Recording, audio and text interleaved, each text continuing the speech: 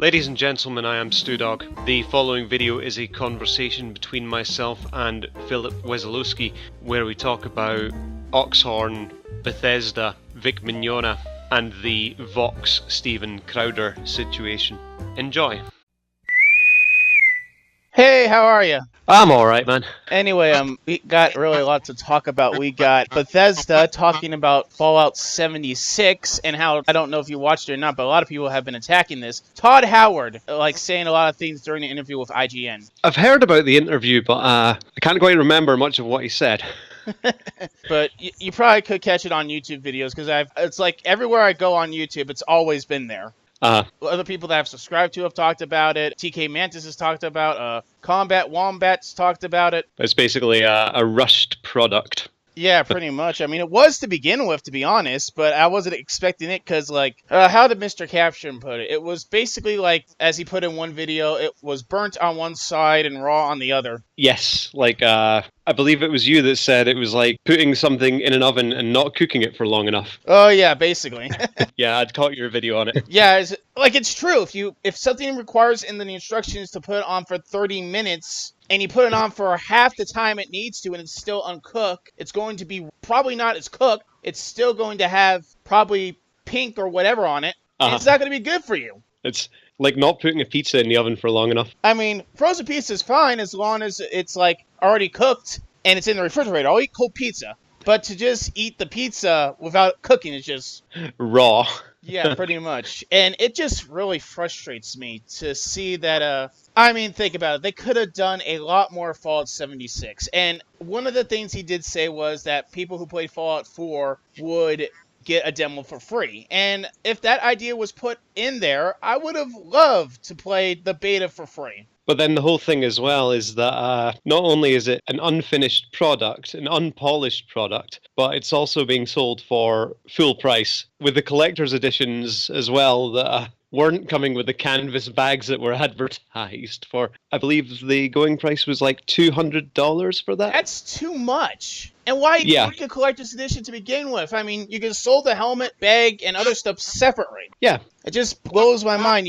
You knew this game was going to be broken. You knew that there was going to be issues and problems with it on launch. So why did you not fix it? First off, your Game Bureau engine is bazillion years old. I mean, maybe it's not that old, but it's an old engine. Yeah, it's based on the fundamentals of an older engine. So it's been quite a long time in the making. I mean, even with myself, I play Fallout 4 with mods. Even with mods, sometimes there'll be points where the game will crash. Yeah, the thing with Fallout 3, 4, and New Vegas is that you're also needing mods to improve the stability of the already buggy engine. Yeah, especially with the, the G4 thing for New Vegas and the anti-crash for New Vegas, which I haven't installed on my Vortex. I have the 4 GB Fallout New Vegas update. That's an essential. No, not cheat terminal. Yes, I like to cheat. Is that a problem? It's I don't know why. I just like getting all the ammo and everything. I think when it comes to things like New Vegas, you need to. Yeah, pretty much. Sometimes things don't spawn properly in game. It's a matter of, player.add-item. There we go. I should have the New Vegas anti-crash, which that's essential too as well. Yeah. And also, this also frustrates me too, and this is coming from Combat Wombat himself, and I like his stuff, except with the, just one disagreement with Combat Wombat. Not calling him out, not putting him out there, not trying to make him a bad person or anything. Hey, everyone's entitled to an opinion, man, and there's nothing wrong if your opinion differs with someone else's. Yeah.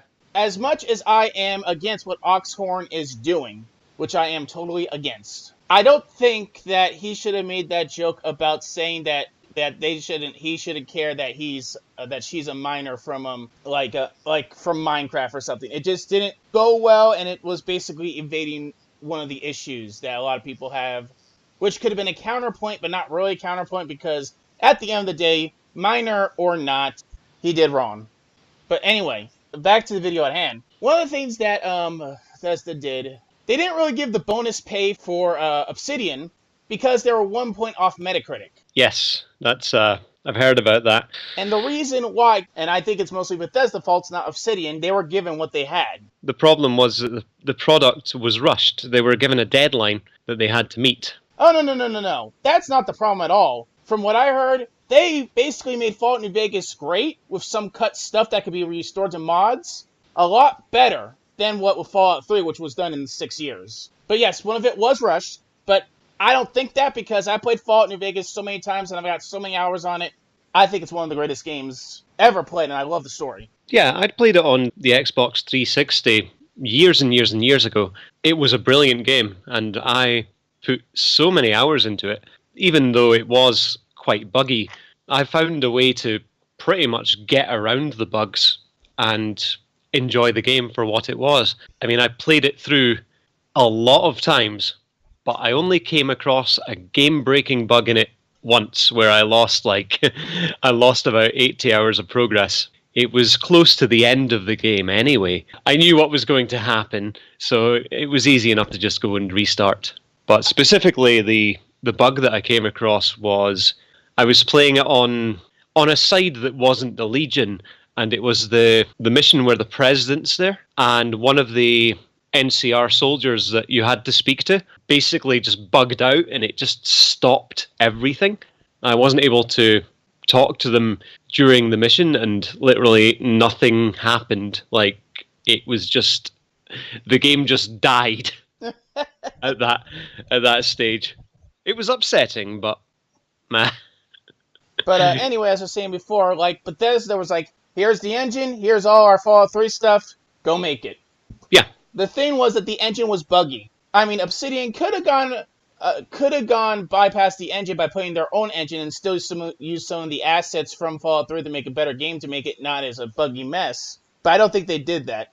To be honest, I don't know what the contract was hold. All I know is that around 2010, when the game came out, and the 2-year mark, plus a year and a half process of making it, I think probably one of them was that they couldn't switch engines. They had to use what Bethesda give them when they were contracted. That would probably have been part of the contract. Use our engine because brand recognition and people will know it's their product, and the same engine that the Elder Scrolls were in as well before that. Yeah, but still, they could have gone bypass. But again, if it was part of the contract, I wouldn't get far. But the reason why it was an 84 on Metacritic was because of the bugs. And I think if I was someone who basically they almost got an 85, but because of bugs, I'd be like, screw it, just give them the extra pay. They almost made it anyway. Yeah, I mean, at the end of the day, they made what is regarded as the best Fallout game, and I agree on that. They deserve the recognition for it. And a lot of people want Obsidian to remake Fallout, make another Fallout game, which I wouldn't mind, but to be frank, Obsidian hasn't had the best time. I think it was like after Fallout New Vegas happened, a lot of things happened within the company. They'd formed and reformed, and they were recently bought out as well by Microsoft. But then, at the end of the day, do you think Mr. Howard would ever be willing to let anyone else make a Fallout game for him?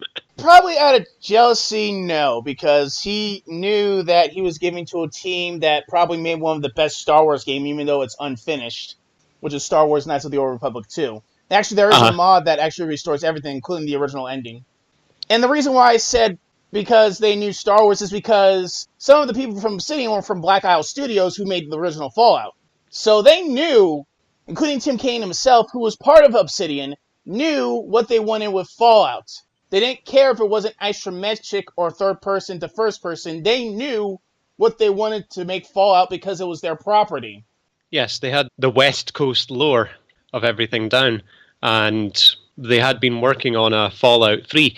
It's now known online as Van Buren, but a lot of the story elements that they had from the cancelled Van Buren project, they were able to use for New Vegas.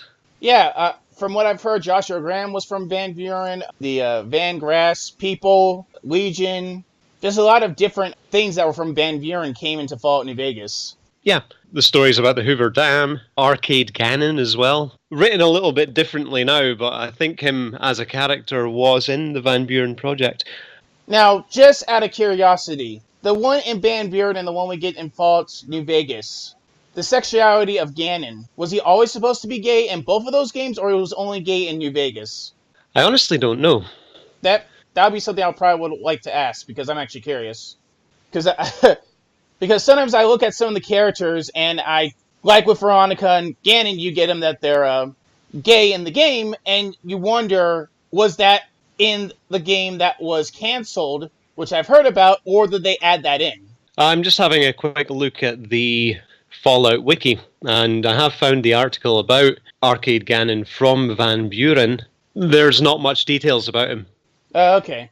Well, then again, I can understand that, because Van Buren was basically canceled.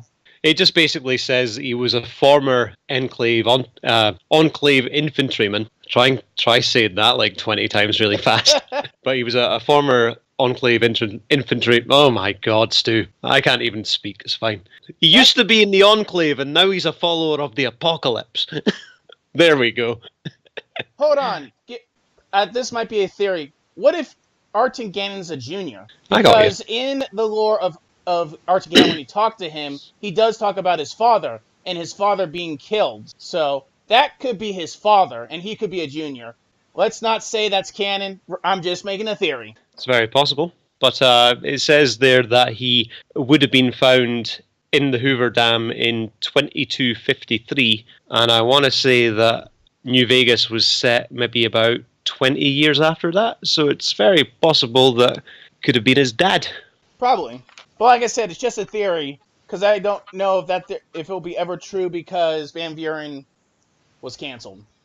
Speaking of which, let's go back to something for a second. I did not know this, but Tim Kaine is gay. I didn't know that either. But here's something that is really funny. Tim Kaine is a gay man who made the Fallout game series, and yet he could take a homophobic joke in one of his old games. Yet Bethesda bans a couple of kids for making homophobic jokes. It's weird. Well, I mean, when I was a kid, I was taught to have a bit of a thick skin. People don't have the thick skins that they used to. Yeah, I just find it weird. But that's just me. I just know that I heard it in one of Thomas Beckett's videos. I don't know if you've heard about the ongoing thing with the Vox media firm. Vox media firm? No, enlighten me. Okay, basically there's this guy who is gay. Okay. And his online Twitter handle is @gaywonk. Oh, now I know what you're talking about, but still, explain it to me. He basically said that he was being harassed, and that there was a gentleman with a YouTube channel by the name of Steven Crowder who was like harassing him and calling him gay and calling him queer. But despite the fact that this man, the guy from Vox, who is @gaywonk on Twitter, uses the words gay and queer to describe himself. That's basically being a hypocrite. Yes. It's basically being a thin-skinned hypocrite. I think I know what's going on here. It's okay for him to call himself that, but it's not okay for someone else. It's not okay for other people to call him it. Pretty much. It's just like, you call yourself that, yet you have a problem when people call you that. A lot of other people cover it, including Phil DeFranco, which I actually did subscribe to him just to give him a shot. Should we give him the information about Oxhorn? Get another big YouTuber to talk about it? Yeah, definitely. Because we already got the right opinion doing it. We can put a few ats on Twitter and see if he'll pick up the story. I mean, the more people that have check marks, the more we can get our information out there, which will be a big win. I know Oxhorn has a check mark, but we do know that people who have check marks are more favored by YouTube. So if Oxhorn tries to take those videos down, there'll be a war of the check marks. Indeed, verified profiles. Yeah, pretty much. Okay, what else? Yeah, back to 76. Apologies if I ranted on a little bit. That's all good, man. But, yeah, just like with Combat Wombat, I do agree that Bethesda is becoming a little bit like EA. I don't think they've gotten far to the point where basically put microtransactions in front of your face, but Bethesda has done shady things with microtransactions, including the Creation Club, which I am for and against at the same time. But however, like I said before, my reason why I'm for it is because the PlayStation mods was a big mess. I made a video about that. Maybe a lot of people won't agree with me, but it's whatever. Well, yes, it's going to be quite a sad day if they go the same direction as EA went and Yeah, whenever you want to open the chat window, that'll cost you 500 atoms, please. Oh Do you want to reload your gun? Get your credit card out. my gosh, I can imagine EA doing that. I'm okay with EA's games, but their business transactions are not. Their business is just, ugh. How low do you have to be to get to that kind of area of business? To just say, oh, you want this? Well, too bad. You got to pay $2.99 for it. It's one thing to have, there's a story DLC. You don't have to get it, but it's $14.99 if you want to try it out. And then there's like, oh, you have to get this. We're putting this in your face. Yes, literally every time you press the pause button, it waves it about in front of you and tries to sell you it. Kind of like with Oxhorn's dick pills. Oh, sorry, I mean beer pills. Fake dick pills. Milk chasing. I know TK Mantis actually did another video on Oxhorn, but it wasn't like anything to do with Oxhorn. It was just that I think it was most likely a lot of people have really got under his skin and he just wanted to address it. Which I get too. I mean, I haven't really had much negativity, but I can understand it. You get a lot of people under your skin. You're trying to bring out a message. People saying, you're basically doing this for views, and I'm like, and you're like, I never did it. I just made a video because I felt upset. Like we said before, it's just a matter of different people having different opinions. Moving from that to Vic Mignogna. I don't know if you watched any of the videos. I'd watched one earlier on that you'd sent me the link to. What do you know so far of what's been going on? Well, basically, from the sounds of it, he's got hate mobs coming after him. So one of the videos that I watched spoke about an event that he was at, and the KickVic movement literally just appeared at it to try and cause trouble and disrupt it. Apart from that, I'd heard an allegation in the past that he'd inappropriately touched someone. But apart from that, I don't know very much else apart from about his career anyway. But not, I don't know much about the accusations themselves. I'll give you a little bit of a rundown situation. Sure. Some of it is pretty dumb. There's one accusation that he was basically touching people inappropriate, regardless that there were some moments when he was hugging people. That's where it came out. That there were just awkward angles of people, just the way they were close together, were just like awkward positions that couldn't be really helped. But in no taste of way did he ever went up someone's skirt, and I don't think he ever did that. That's one accusation. Another accusation is that, I think I mentioned this in a video, was that he was homophobic. Apparently, this rumor started that he was homophobic due to the fact that someone gave yaoi. If you don't know what yaoi is basically boy in love with another boy. Basically, it's a boy-ex-boy story. And the reason why he didn't sign it was because he wasn't comfortable with it. It wasn't canon to him, and a lot of people just thought of him homophobic, when in reality, he just wasn't comfortable with it. Yeah, he wasn't comfortable with putting his name next to something that he didn't want to sign. I don't believe that he's homophobic. Some time ago, there's a Star Trek podcast called the G&T Show, and a friend of mine was on it, and she was talking with Vic. Vic appeared in the Star Trek fan fiction Star Trek Continues, and my friend is transsexual, and it's no secret, and there were no issues, no problems, and no awkwardness. And, as far as I know, they still keep in touch from time to time. I don't think that Vic would ever have any sort of issues with anyone's sexuality. Right, and also, I don't know if you know this or not, Vic has been he's basically have told a lot of people that he's a Christian. And I'm a Christian too myself. And what a lot of people don't really understand with Christian people is that you hear about Westboro Baptist Church, you hear about extremist groups, about hate. But as Christians, we're supposed to love people. Vic is not a person that will hate you because of something, whatever you are.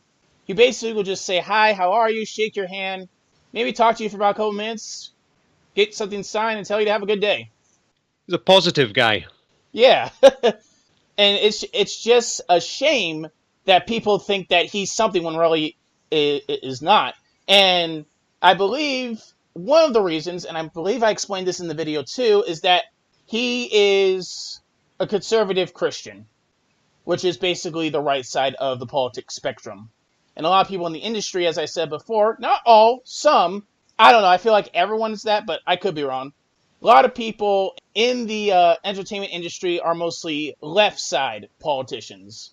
And if you heard about the whole SJW thing, that's far left and how they're basically nuts. I like the way you said that. They're basically nuts. Well, just Yes. the way they act and the way with this generation where people can't take a joke. Yes. People can't take a joke, and people can't take a slight insult. Or take an opinion. Yeah. Ay. But anyway, they just want to get rid of him, and one of the reasons could be that they're jealous of him. And I've looked at his filmography hundreds of times, and he has a big list. We're talking about a really big list from the time he started. And I've looked at other people's filmographies where they have only maybe a little list, or medium size, but not as big as Vic's. Besides being an anime, you said he was in Star Trek Continues. You also said he was in the Star Trek video game you played. Yes, he provides a voice actor role for Star Trek Online. And along that, may appeared in TV shows. He really has a big list of probably roles that probably a lot of people wish they had. I believe he was in the Fallout Nuka Break series as well. Yeah, I remember reading that somewhere. Uh-huh. And I'm guessing he's a Star Trek fan, not a Star Wars fan. You're talking about a man who, in Star Trek Continues, he plays Captain Kirk, who is, one of the main characters in the whole franchise. So, which, I really don't have a problem with that. If you like Star Trek, go for it. If you like Star Wars, go for it. But anyway, regardless of how we feel about if we like Star Wars or Star Trek, the matter of fact is he was on a lot of roles, and also some roles of being like a producer for certain things. And to be honest, that made a lot of people jealous. So they wanted to get rid of him so that way those people could be on those lists and have those big things. It's just a speculation. I don't really know the whole thing, other than the fact that it started out with a person named Mars Girl who did it. So was it Mars Girl that made accusations against him? Basically, how KickVic started with at Mars Girl, and the entire thing blew up out of proportion, leading to people speaking out about Vic and letting Vic losing his reputation. And one of the videos I was watching on the Hero High channel earlier was about a blog that someone had made and invited people to come and tell their stories speaking out against Vic. And that this blog said something along the lines of, by the way, it doesn't matter if the stories are true or if it's just like random made up accusations. What? It's craziness. Slander. I'm looking at this chart mate. I might show you the picture. It started off with Mars Girl and Jamie Marchi, who's a voice actress, Monica Real, that's how you pronounce it, Greg Averies, which is a voice actor who I was going to put in my Gundam series, but now knowing the truth, I might not. Jesse Primore, who's a cosplayer. Dominique Sky, who's a cosplayer. There's basically a lot of people who were basically against Vic. And I believe it all started with Channel Awesome. And I have a theory. My theory is that, I don't know if you heard about this or not, but there was that point at one point at Channel Awesome where there was someone who was accused of basically pedophilia. Right. And that person was Jew Wario, from what I've heard. And I believe that she didn't have a chance to defend him or do anything like that because after that whole thing went out of proportion and they fired him, I don't really know what happened, but he committed suicide. Right. I feel like she knew that he was a pedophile, but pretend not to know. And now it's been years later since she hadn't had a chance to defend him to put Vic into the spotlight saying, well, I didn't defend my friend from this, so I'm going to make him suffer the way I suffer. Like I said, it's just a theory. I don't really know what happened. All I'm just getting is from what I heard about Channel Awesome with the whole document that came on and other things as well. Although, to be honest, I might have to put them off I have like a blacklist for voice actors, but two anime voice actors I might have to take off that blacklist or just basically ignore because they really haven't been talking much on Twitter. It's a blog that's been on Tumblr. Oh, if you're talking about the Vic blog, that blog is deleted. I'm sorry. Right, okay. Yeah, that's the one that I was thinking about, where basically people were invited to write things and, well, lie about things. Yeah, that blog was deleted. Hero Hide has said that It's been taken down. Yeah, because to be honest, yeah, it's just like it's just disgusting. I mean, it's one thing to vent; it's another to bring a man's job down. Yes, especially when, well, it's innocent until proven guilty. That's how it's been, and probably in your country, and probably in my country too. Yeah, well, the way it should be. But no, it seems that whenever an accusation like this is made against someone, people like to just pile on to it. I do remember a few years back there was a British football player. Can't remember what the team was, but one of the stands at their stadium had a plaque on the side of it that had the members of the Olympic team's names on it. And there was one of our Olympians demanded that her name was removed from the plaque because of this guy playing football for the team who'd been accused of raping a woman. It all went to court, and he was found innocent. But he never did get an apology from the Olympian for saying the things that she did. Saying horrible things about the man. Literally just, dragging his name through the mud.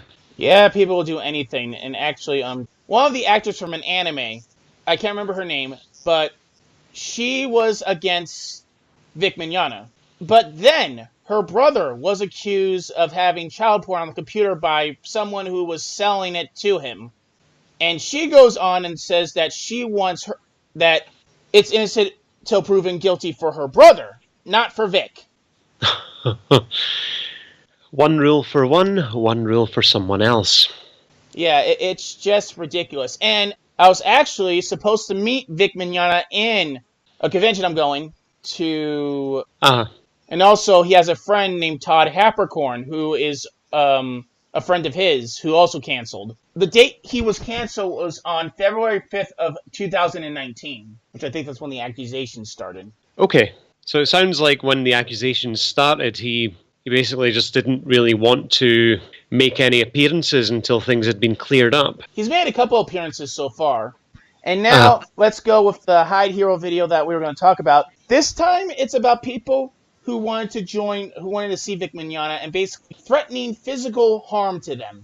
I don't know how low you have to be to threaten people just because they go against your thought process.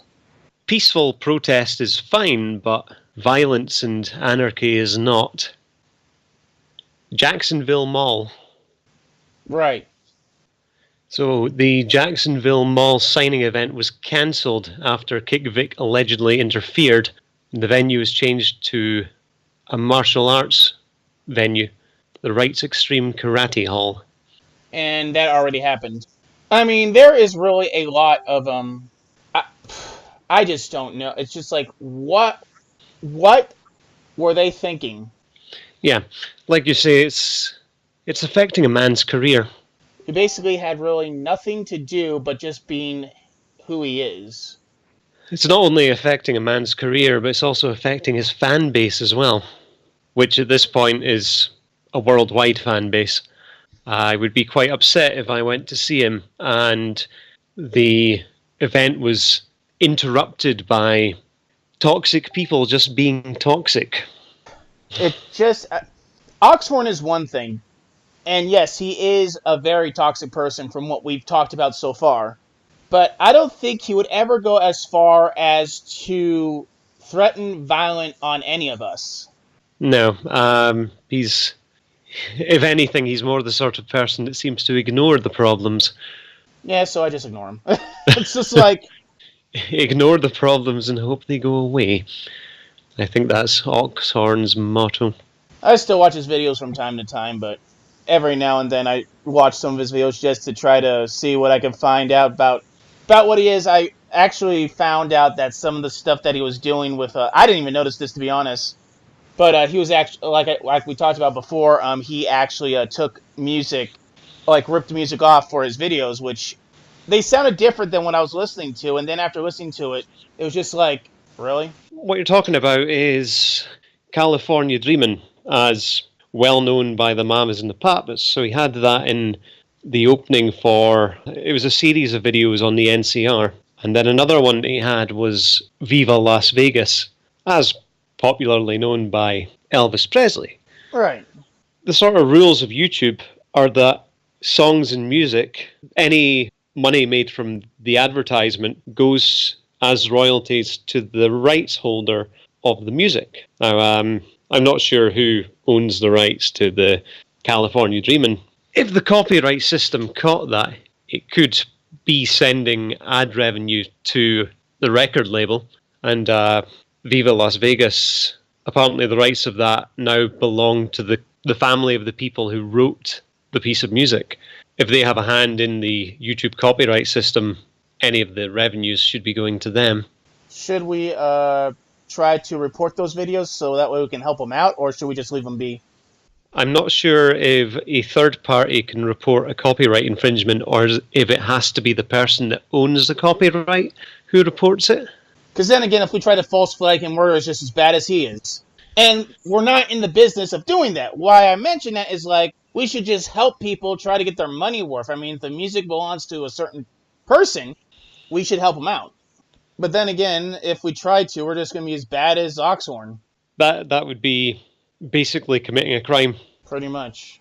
And to be honest, I'd rather not be committing crimes. I honestly don't know if maybe he hasn't just outright stolen it. Maybe he has managed to get a license to use it. I'm not sure how that sort of thing would work, but it's possible. The only thing that was original in any of his Fallout videos was that Lonesome Road song he did. Yes, which he's now selling on some websites, I believe. I think he's selling it on SoundCloud. Is that against SoundCloud's term of service? No, anyone that's created a piece of music can use SoundCloud, and they can either let people freely access it or they can charge for things. That's how a lot of independent musicians make money that way. The only thing I have is basically I have just my podcast, and I'm putting them out. The podcast we've been doing, I've been putting them out for free, and I'm going to keep on doing that. But I'm only going to put out the audio for the podcast after I put out the video. I eventually managed to put the video out on my channel as well, like mirrored.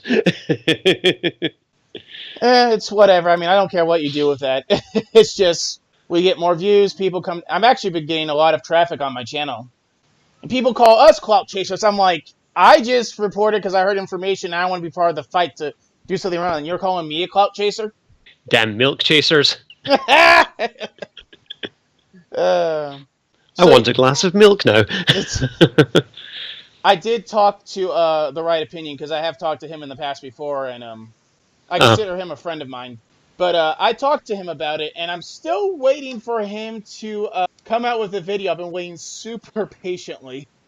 Oh boy, another thing we're going to have to talk about either soon after I watch this video and probably make a video on it. Oh boy, they just started Sony response. They replaced canvas bags, will ship next week.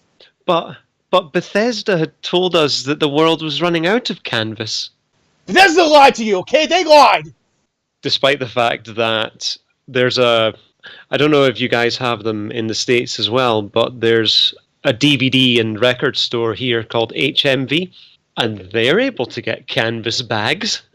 The last time I was in there, I bought a canvas bag to carry my DVDs home in.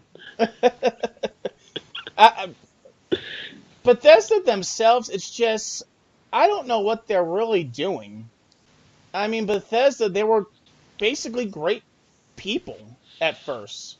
I don't think it's really Todd Howard's fault. Some of it may be his fault, but it's not that.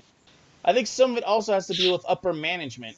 It's just some investor in a room somewhere, just like, I'll just release this as a statement. It's like, but what you've written here is absolute rubbish. Release it. Do your job, or I'll find someone who will. Yes, boss. Going into gaming right now, did you see the new Call of Duty Modern Warfare trailer? I haven't. It's pretty good. I mean, in my opinion, and this is actually pretty funny to me, and I will send you a link to it as well. Back when Call of Duty, the Modern Warfare series came out, I wasn't able to play them because my parents wouldn't let me. It was a rated M game, Uh, and I wasn't 18 at the time. I really wanted to play it, but my parents were like, "No, you're not playing a rated M game." It's like, yeah. but mom, they were firm about You're too young, son. it. They were firm about it. I didn't actually able to play a rated M game until on my 18th birthday. I got Black Ops 1 for my birthday. Like I said before, I couldn't play a rated M game, and now Oh, I can. With this one, I actually pre-ordered, and I got a really cool poster for it. did the pre-order cost you anything extra? No, it's just a $5 thing, and I really wanted to, because to be honest, I mean, like this was the first game I pre-order a lot of rated M games, and I might pre-order it for computer. What system did you pre-order it for? PS4. Ah, cool. So when it comes out, you'll get the disc for it as Yeah, well. Whereas I think if you got it for a computer, it'd probably just be a Steam code to download it. But well, having it for the PS4 means that you've got something physical. I miss that about games. I'm actually gonna give that to my brother because my PlayStation won't allow me to have discs in there because it keeps making this noise popping the disc out. It's weird. Now here's a question for you. Yeah, sure. And you could ask me the same question too. What game were you really hyped for, but then when you got the game, it wasn't what you thought it was? Probably thinking, and this goes back a few years, in the mid-2000s, I was a big fan of the Grand Theft Auto games. So I had 3 and Vice City, and I loved them both, and I played them religiously. And then on the PSP, Liberty City Stories came out, which I thought was absolutely brilliant. I loved that game. And then I heard they were making a Vice City Stories. And after the way that I thought that, over the last 3 games, they'd steadily got better and better and better. And when I got Vice City Stories, I was just uber disappointed. It just didn't have the oomph that the other games had. That was the same thing with Watch Dogs. I pre-ordered Watch Dogs, and at first, when I heard about it and played it, I was like, oh, this game looks actually amazing. It's basically a modern version of Assassin's Creed. But after playing it for a while, it's just like, there's really nothing to do. This is when I had the PS3. And then I actually returned it. There is one that I had years ago. It was one of the Resident Evil games. Again, Resident Evil games it's quite similar to what I was saying about the Grand Theft Autos, but Resident Evil 1, 2, 3, and Code Veronica, I thought were absolutely brilliant. And then a spin-off one came out called Resident Evil Dead Aim, and I got it, and I took it home, and I literally completed it in about 2 hours. I just returned it. Returned it and got my £40 back. Do you have like a GameStop over there? Because now we're actually going to get into the details of GameStop, because I actually did this. We have something similar, but it's just called Game.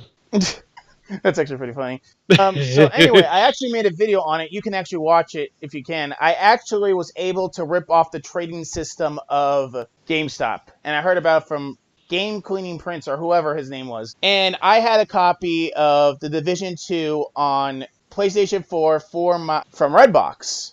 And I basically said, oh, I lost it. And this is one of the reasons why I'll never use Redbox again. But I supposedly lost it, and they basically gave me a fee saying that this was covered charge. I actually got $60 back, and I never really wanted to do that again. But after that mess of a plan that I thought was going to work brilliantly, it's like, oh, they're not going to pay me, or not going to take money out of it. And it's like, after that, it was just like, I'm never going to do this again. But after all that, I went to GameStop, put the disc down, told them I wanted to trade it in for cash, got $16, 16 something for it, but they never asked me where I got it. The trading system's broken. If that's true, then I'm going to take advantage of that, and I did. I know now a lot of places here you need to have a lot of proof with you to show where you got something from, and as well as having personal documents to show who you are, just in case you're walking in with something that you nicked. Not here in America, I can tell you that. Do you think the Oxhorn situation is dying down, or do you think it's getting worse? I haven't heard much more about it. From the sounds of it, I don't think things have gotten any further forward. From what I've heard, I don't think he's falsely flagged anyone else. What do you think? Have you heard anything more about people being flagged, or? Not really. And to be honest, it's just like not trying to say that I was basically, you know what I mean. But I've been basically just trying to go through straws because I found out about the ripoff thing, and that was something that I put out there. Yeah. And then after that, and after the video I made about the Apple, The nth apple. I really haven't really heard much about anything else, or heard any videos, or watched any videos that had anything that I've heard and made a video on. What do you think about that whole thing with that? I made a video about.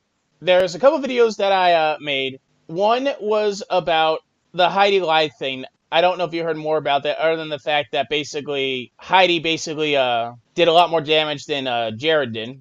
I do remember hearing about it, but I don't actually know much about it. And I'll talk about the whole thing with that YouTuber getting in trouble for basically putting toothpaste in Oreos. Tell me what you think about that. Yes, I'd heard about the YouTube prankster putting toothpaste in Oreos and giving it to a homeless guy, and the homeless guy ended up choking because of the mint of the toothpaste and ended up spewing up. That is in no way acceptable behaviour. That's just treating the guy with no dignity whatsoever.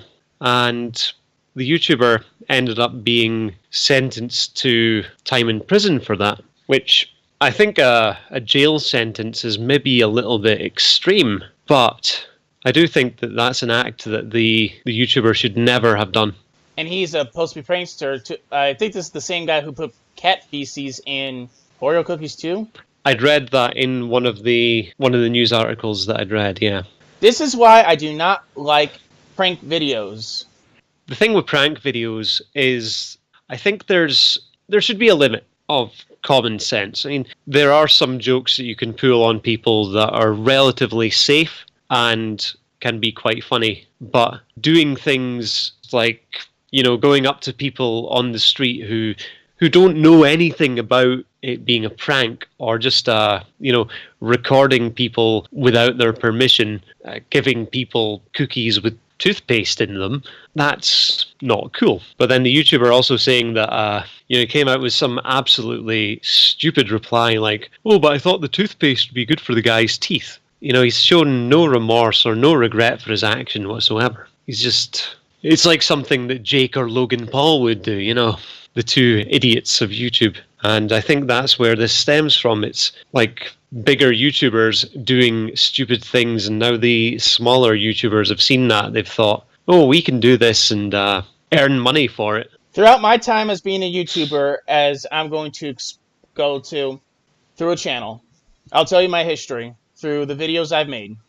This is from my channel now. From making my co-op video with my friend with Destiny 2, I also opened a GIF from a friend of mine that sent it to me, who put a lot of hard work on it. I did a review on Anthem, and I did a review on Metro Exodus. I did a Let's Explore series of Fallout 3. I tried doing a survival mode. I did 3 episodes of a modded Let's Play of Fallout New Vegas. I tried doing a Fallout 4 Mad Max build, which was basically shotguns only. I covered Oxhorn, and that's it. Uh-huh. And the last video I did was the truth behind Fallout 76. Throughout my entire time of doing YouTube, and I have other videos too, but they're long gone now, I've basically been doing commentary content and gaming content. That's it. No pranks, no nothing. When I go to the convention, I'm going to do a blog on my time at the convention for everyone to watch. Actually, make that 11, because the open letter was also addressing Oxhorn too as well. So I do not find them amusing. I do not find pranks. I did this once. It's one thing to do something to my dad, which one time I actually had an open 7-Up that was empty. We put water in it. We gave it to our dad, and it didn't taste right, and we said April Fools. We laughed. That's a harmless joke. All we did was just put water in a can of 7-Up soda and just pretend it was 7-Up. Yeah, that's harmless. That's not going to cause anyone any Any injury. Other than just saying, why does this taste different? It's not going to harm anyone, and we just get some laughs. That's it. That's probably as far as I've gone. I've one time scared my mother by pretending to have a devil voice by just saying hello Moto in like a devilish voice. She didn't think it was funny, but I thought it was funny. But that's it. It scared her, but that was it. It was just something harmless. It wasn't like I was giving her toothpaste. Although I have threw up on soap, but that's because my hand still had soap on it when I was trying to eat something. That was my own fault. I've been a victim of the old-fashioned bucket of water on the top of a door once.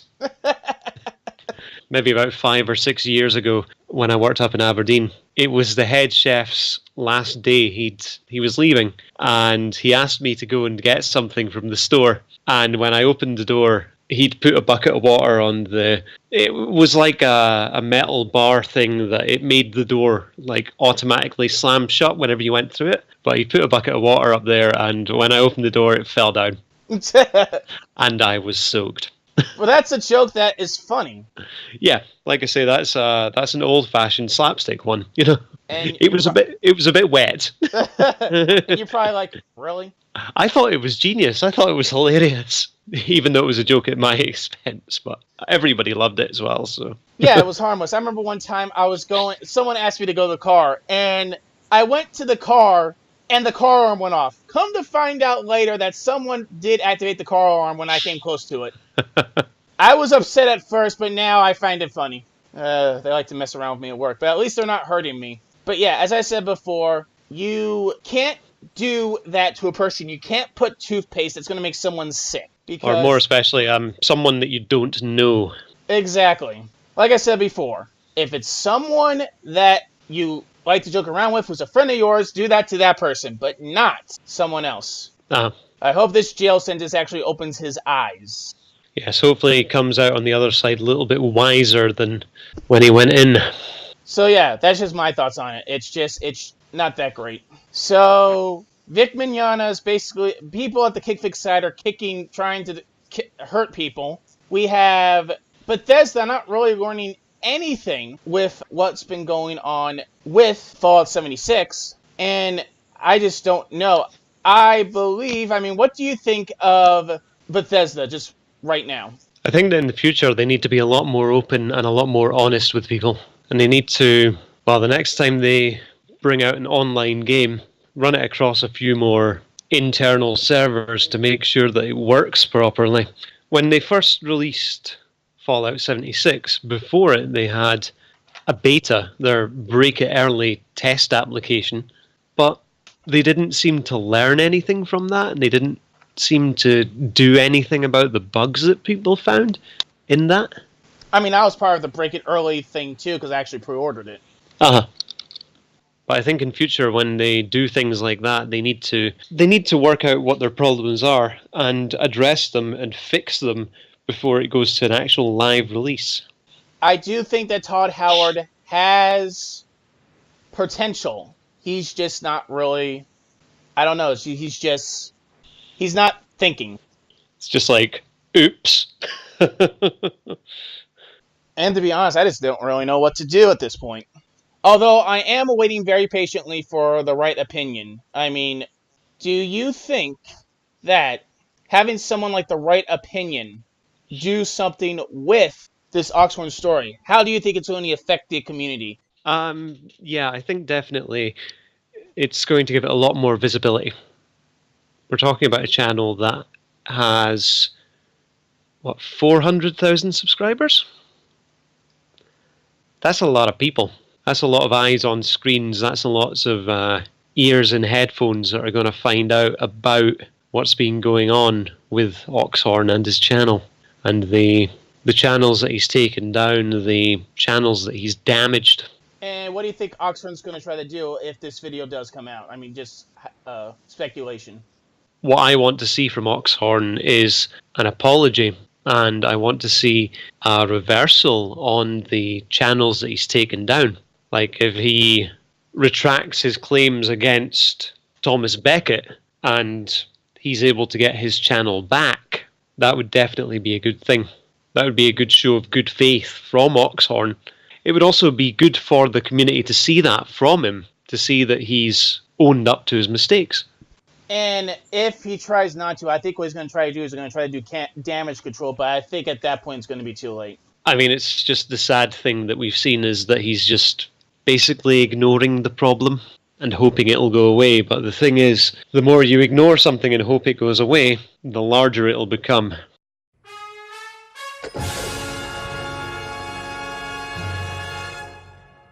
Watch Dogs was filmed on location on YouTube.